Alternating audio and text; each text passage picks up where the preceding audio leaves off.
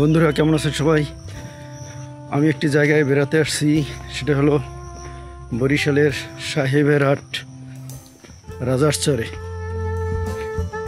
একটা অনুষ্ঠান কভার করার জন্য আসছি, তো এসে একটা বিপদে পড়ে গেলাম। বিপদটা হলো, এখানে অনুষ্ঠানে যারা অনুষ্ঠান শো করতেছেন তারা হলো 7 জন। তো আমার কাছে দুইটা চারটা মাইক্রোফোন আছে, দুটি ক্যামেরাতে লাগাই আর মোবাইলের জন্য দুটো ইউজ করি। তো ঘটনা হয়েছে 4 জনকে দেওয়া যায় আর কি। তো ক্যামেরার জন্য যে দুইটার একটা কাজ করে, যেটা প্রথম অন করি সেইটা শুধু কানেক্ট হয়, দ্বিতীয়টা আর কানেক্ট হয় না। দুইটাই ভালো, কিন্তু যে কোনো একটা কানেক্ট হয় আর কি। তো এখন তাহলে 3টা, তাও আবার ক্যামেরা রিসিভার বেশি সময় চার্জও থাকে না।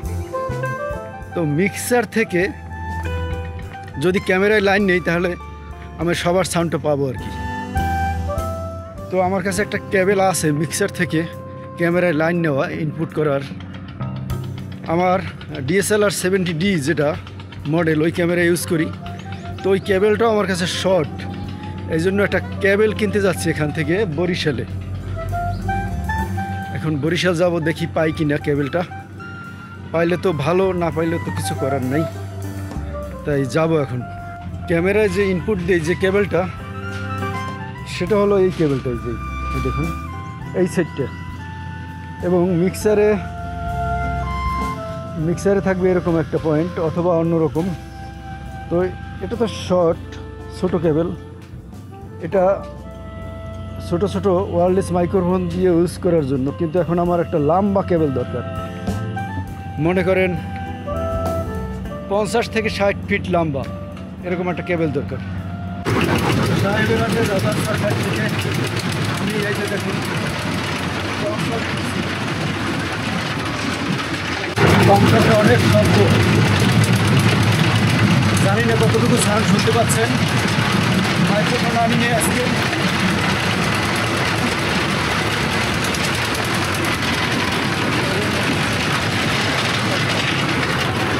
যাত্রী নেই এখন পর্যন্ত, আমি একাই যাত্রী টেকনোলজিতে একেবারে।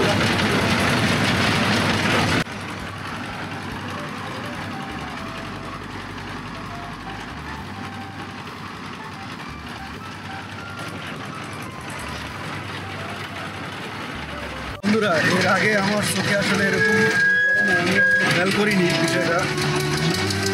যারা এই কমকমটি চালায় তারা কতটা রিস্ক এই কমকম চালায় অনেকেই খাইছেন, আবার অনেকে এই জিনিসটা খেয়াল করেন নাই।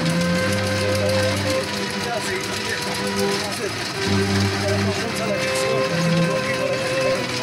যে ইঞ্জিনের যে ঘড়িটা আছে, বড় ঘড়ি কাছে একদম রঙিন দেখে আপনাদের অনেক রিক্সে চালায়।